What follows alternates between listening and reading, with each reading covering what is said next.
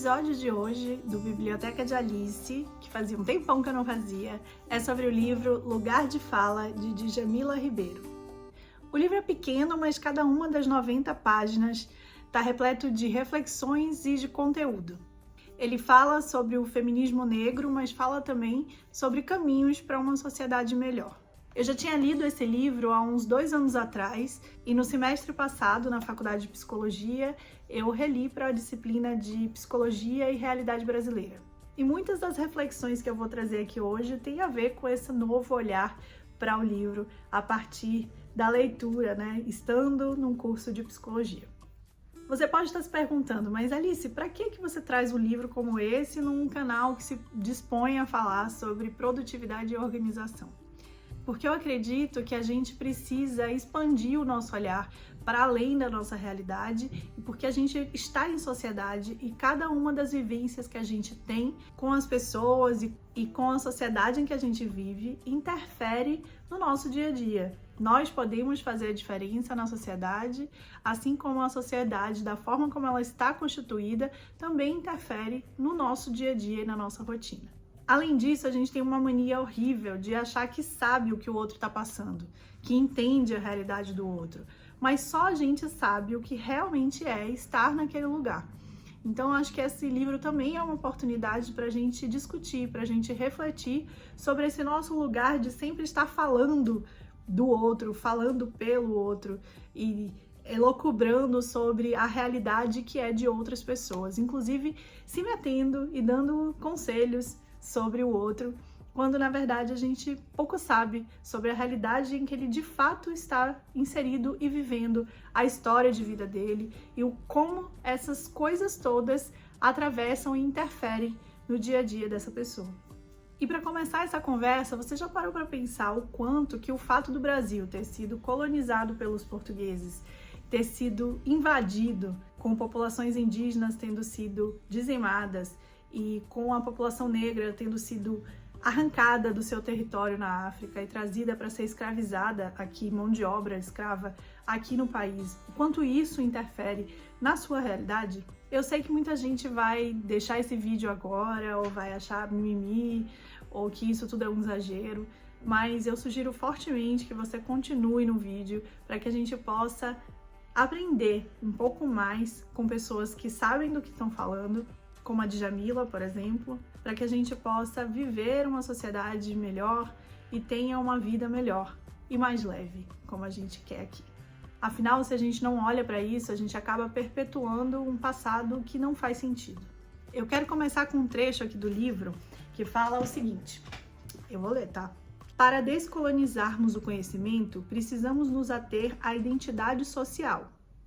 Não somente para evidenciar como o projeto de colonização tem criado essas identidades, mas para mostrar como certas identidades têm sido historicamente silenciadas e desautorizadas no sentido epistêmico, ao passo que outras são fortalecidas. Porque alguns podem falar e existir e outros não, nessa sociedade que a gente vive, não é verdade? Porque alguns têm mais facilidade do que outros, por exemplo, para ter uma rotina mais leve. O livro está dividido em 4 partes. No início do livro, começa com a questão histórica. Na segunda parte, fala sobre a mulher negra, como sendo o outro do outro. Na terceira parte, explica o conceito, título do livro, Lugar de Fala. Então o livro encerra falando sobre todo mundo ter lugar de fala.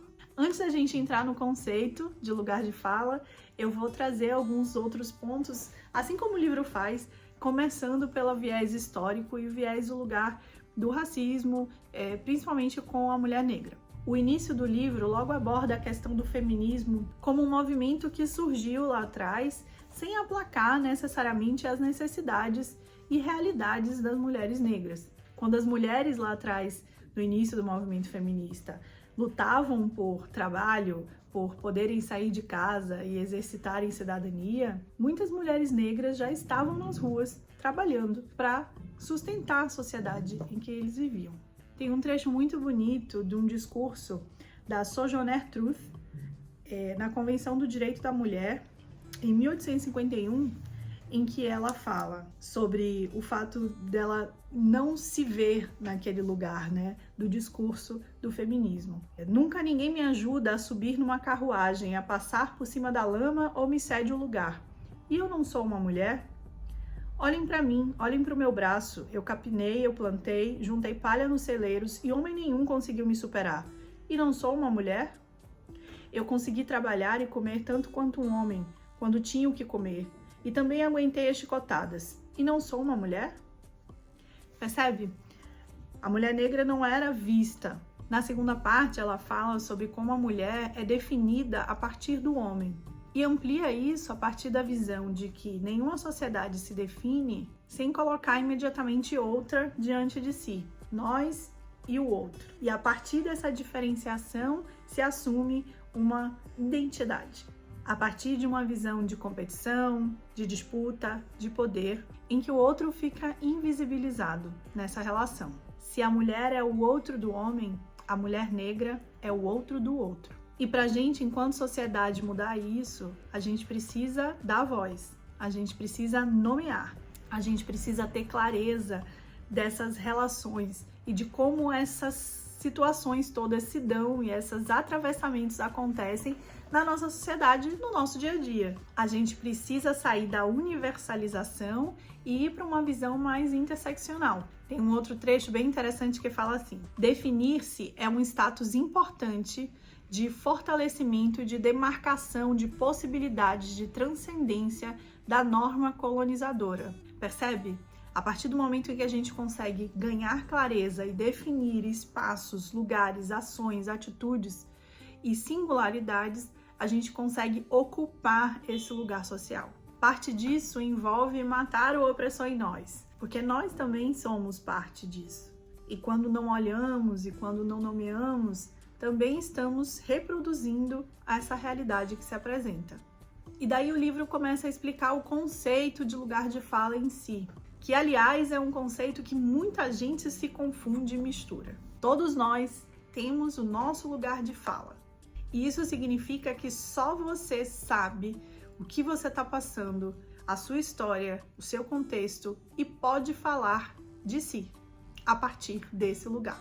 E que quando você fala, independente de intencional ou não, você já está carregando esse lugar, carregando essa história, carregando tudo que te compõe e faz você ser quem você é. A gente precisa se relacionar com as pessoas tendo isso em mente, de que qualquer relação se dá a partir do meu ponto de vista, a minha maneira de ser, o meu estar, a partir de tudo que me atravessa e que me compõe como esse ser que existe e fala.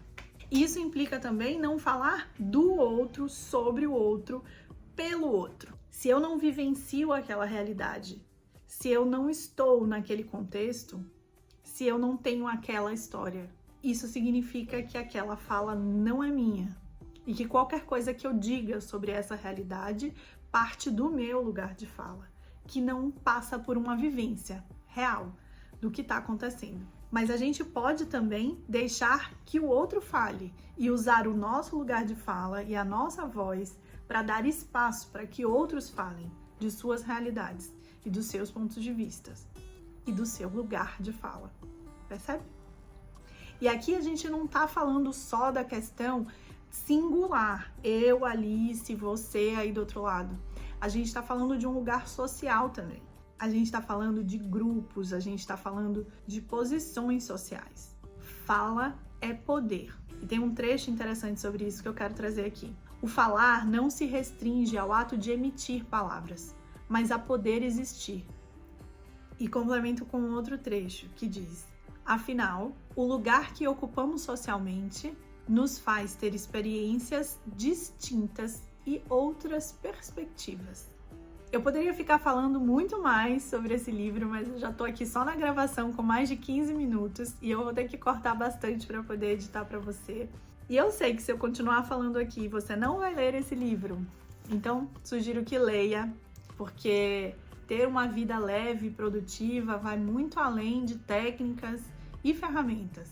Tem a ver também com clareza e consciência do lugar social que você ocupa também. É isso, espero que você tenha gostado das reflexões. Deixa aqui nos comentários se você já leu esse livro e o que você achou dele e desse vídeo. E não esquece de curtir e encaminhar para alguém que possa ser ajudado por esse conteúdo. Nos vemos no próximo livro.